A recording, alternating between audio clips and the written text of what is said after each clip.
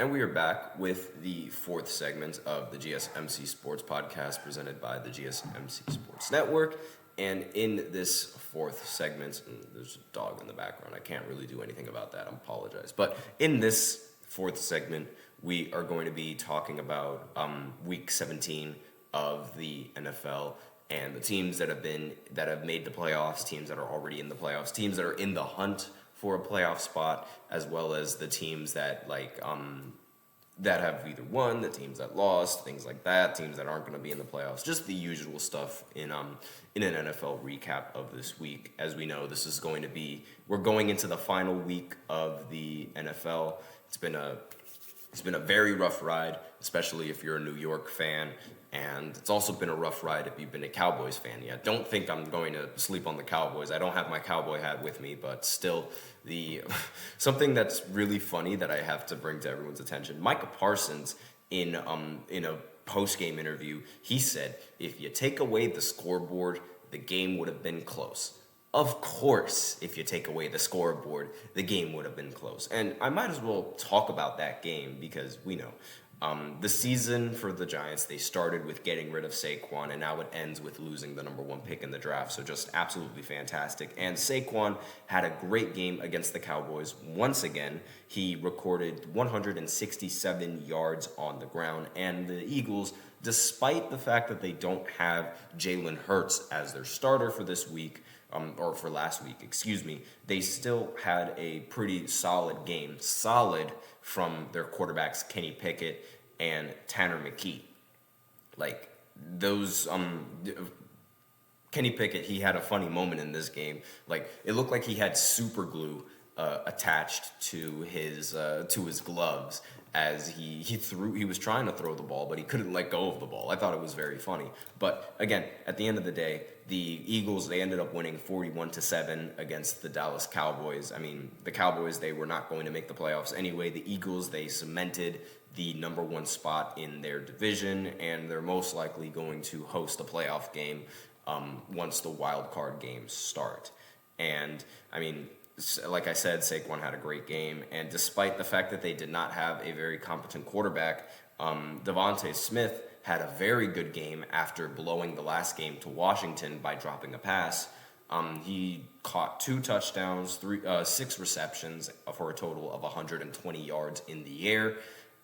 Just a fantastic game coming in from Devontae Smith, and really there was nothing that the Cowboys could do. This game was never close to start out. So Dallas, of course, they start out with an interception. That interception was returned for a pick six, and they answered that with a touchdown. The teams exchanged punts. Then the Eagles in the second quarter, they scored a touchdown. Dallas ended up fumbling the ball. Then the Eagles took a field goal. Then Dallas turned the ball over on an interception again. And then the Eagles, they scored a touchdown off of that. To start the third quarter, the Eagles took a field goal. Then the Cowboys punted after a 3-and-out. And then the Eagles scored another touchdown to make the score 34-7. Then to open up the fourth quarter, Dallas fumbles the ball. And then the Eagles, they scored a touchdown to make the score 41-7, where the game remained at a stalemate. And this was just... for someone who likes watching the Cowboys lose, this was a beautiful game. But for someone who doesn't like watching the Eagles win, this was also a bad game. So I'm very mixed. I say this every time. When these two teams go up against each other, I always expect a tie, and I always hope for a tie, just so it ruins both of their teams. But because nobody wants a tie in these NFL games. So they play for 48 minutes or more, because, it has to go into overtime in order for it to tie, just for no winner to be decided. I think ties should be abolished from the NFL, except for those two teams when they go up against each other. But that's really it for that game. Again, nothing really memorable to talk about aside from the fact that Dallas ends up just blowing another game. Speaking of New York football, the Jets, they ended up losing in a shellacking. I mean, they lost 40-14 against the Bills, another New York team, which is probably the only New York team that's feeling rather excited for the playoffs. I don't think Josh Allen is going to win the MVP, but aside from that, putting up 40 points against the Jets, that's not a really impressive feat, despite the fact that he did throw for 2 touchdowns and 182 yards and also ran for a touchdown. So that's 3 total touchdowns for Josh Allen in this game. In this game, Aaron Rodgers, he played horrible. He had a QBR of 44. He also, at one point, had a QBR of 1.2, which was the worst QBR that Aaron Rodgers has ever put up in his career. Ended the game with 112 yards and 2 interceptions. Again, these interceptions from Aaron Rodgers, even though he is relatively old, one of the oldest players in the NFL, interceptions are just not something that you're usually accustomed to seeing Aaron Rodgers throw.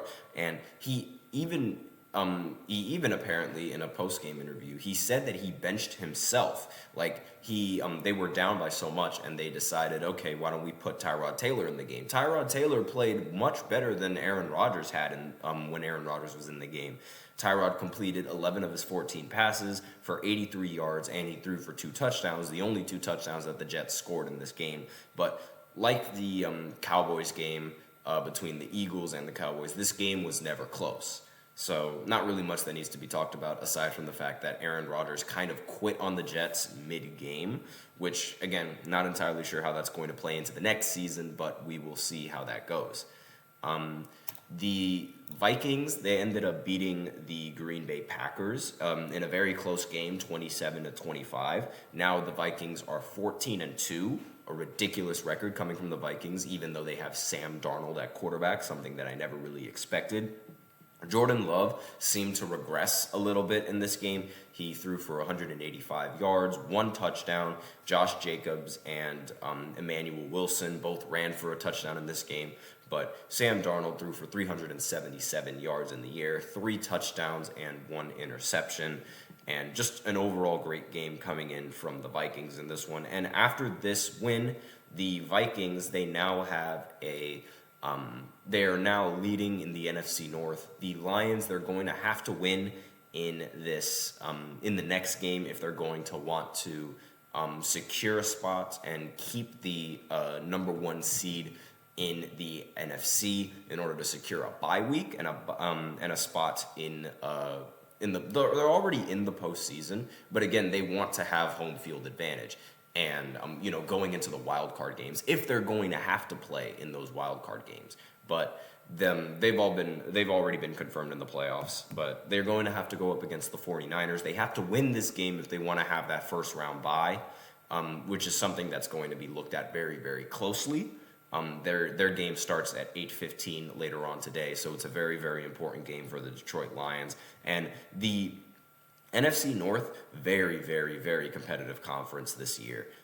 3 teams from the NFC North have already cemented a spot in the postseason, and now it's really just a battle to see which team is going to end up getting that first round bye between the Vikings and the Lions.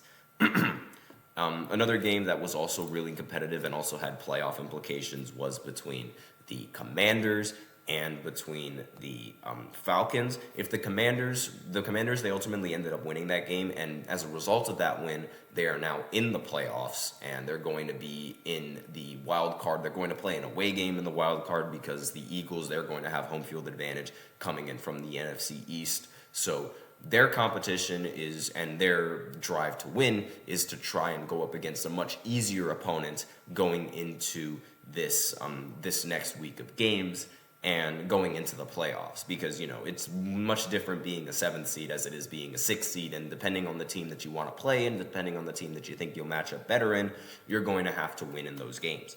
Now, this game was very close. It ultimately ended up going into an overtime where Michael Penix and Jayden Daniels both had a legacy drive. Michael Penix ended up tying the game, and they did have a chance to win, but the field goal was short, and so the game went into overtime where Michael Penix never touched the ball again because Jayden Daniels is probably one of the most, if not the most, clutch player in the NFL this year.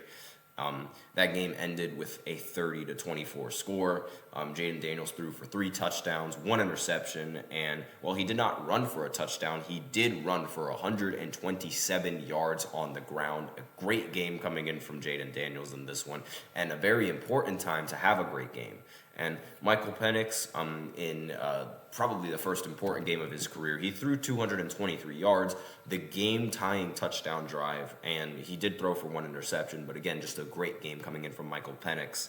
And Bijan Robinson, he ended up rushing for 2 touchdowns in this game. And Kyle Pitts, someone who got made fun of a lot last week for dropping a touchdown pass, ended up catching the game-tying touchdown pass. So that's something that I think should be taken into consideration when looking at the games over in this week. And some other scores for the other games. The Panthers, they ended up losing a lot by the Bucks. The Bucks ended up winning 48-14 in this one. Baker Mayfield had a great game, a game that he desperately needed to have in order to secure a home wild card and secure the NFC South. He threw for 5 touchdowns, 359 yards, and he threw as many touchdowns as incomplete passes, which is always a great game from a quarterback. The Dolphins, they ended up beating the Browns 20-3. Let's see what other scores happened. The Jaguars, they ended up beating the Titans 20-13 in this one. Again, a rather meaningless game. None of those games have playoff implications. The Raiders, they ended up beating the Saints, which is something that I needed in order to ensure that the Giants had the first overall pick in this draft. But of course, they messed that up, and the Raiders, they ended up winning 25-10. And over on Saturday, in the Saturday games, the Chargers, they ended up cementing a playoff spot. They clinched a playoff spot after beating the Patriots 40-7. The Bengals, they are now in the hunt after starting 0-3 and 1-4 in this season. They won 30-24 despite Bo Nix throwing a game-tying touchdown to send the game into overtime. And the Rams, they ended up beating the Cardinals. And now the Rams, they seem to be the favorite to win the NFC West. Obviously, depending on how the rest of these games go, but as of right now, in the NFC West, it's between them and it's going to be between the Seahawks. But the Rams, they seem to have cemented their spot in their division. Actually, I think after this game, they're leading in their division. They're 10-6, and it seems like they're going to be hosting a home wild card game. Now, the teams that are in the hunt after last week's games, there's a couple of teams that are in the hunt, and there's obviously all of these teams, they're going to need like a lot of things for them to go their way in order to remain in the hunt. So as of right now, the Falcons and the Buccaneers, they're still in the hunt for a playoff spot. The Bucs, they currently have the best record in their division, and the only team that's really a threat to them in their division is the Falcons. The Falcons, all they need is to win the next game next week, and then the Bucs, they're going to have to lose. And if the Bucs end up losing, then it is possible that the Falcons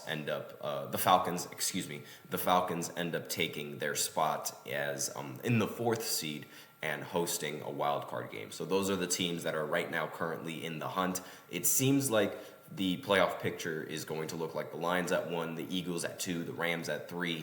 The team that's going to be in the 4th seed is still undecided between the Buccaneers and the Falcons, but it seems like the Bucs are going to be the team that's going to host the wild card. The Vikings, the Commanders, and the Packers, those are going to be the teams that are going to be in the wild card and not hosting a wild card game, but playing away in the wild card. Now, the AFC is where things get a little bit more competitive and where things get a little bit more hectic. So the teams that are in the hunt are the Broncos, the Dolphins, and the Bengals. The Bengals, they have arguably the lowest chance of being able to make the playoffs, especially like going into this next week. The Bengals, they're going to have to play the Steelers. The Steelers and the Ravens, they already have their playoff spots locked down. But the big question is which of those teams is going to end up hosting the wild card as opposed to being in the wild card. I believe they have the exact same record. Well, they close to the same record. The Steelers, they are 1 win away from being able. So the Steelers, they have to win the next game, and the Ravens, they have to lose the next game. And if that happens, then the Steelers are going to take in the number 1 spot in their division, and they're going to host the wild card. And if the Steelers, if they end up losing to the Bengals, which I believe is going to be their next game, then the Bengals, they have a shot of making it into the postseason. And in order for that to happen, the Dolphins, they're going to have to lose a game. They're going to have to lose their last game, but I don't think that's going to happen because the Dolphins are going to play the Jets. And the Broncos, they seem like the favorites to end up making the playoffs, but they're going to go up against the Chiefs. So if the Bengals, if they want to make the playoffs, they're going to have to win, and they have to hope that the Dolphins and the Broncos lose. And if the Dolphins want to make it in, they're going to have to hope that the Broncos lose and that the Bengals end up losing. Or maybe they don't even have to worry about the Bengals losing. Let me just go ahead and check to see their record just to make sure. And no, the Dolphins, they're going to have to hope that the Bengals lose and that the Broncos lose and they're going to have to win if they want to make the playoffs. And for the Broncos, they just got to win. The Broncos, they really, that's all they have to do. They just have to win. But the problem with that is that they're going to go up against the Chiefs. So the win is going to be very important for the Broncos. I'm not entirely sure if the Chiefs are going to end up benching all of their players in the final week. But that's how it's going to work. Not entirely sure if they're going to bench Patrick Mahomes either, but that's how the playoffs are going to work, and those are the teams that are in the hunt, and those are the teams that desperately need a win coming in, and the teams that need to lose in order for teams to make the playoffs. That's how it's going to work. That's all that I have in this fourth segment. So now we're going to go ahead and go into the fifth and the final segment, where I talk about I recently went to a Purdue basketball game, so I'm just going to go ahead and talk about that right after this short break. So be sure to stay tuned if you guys are interested.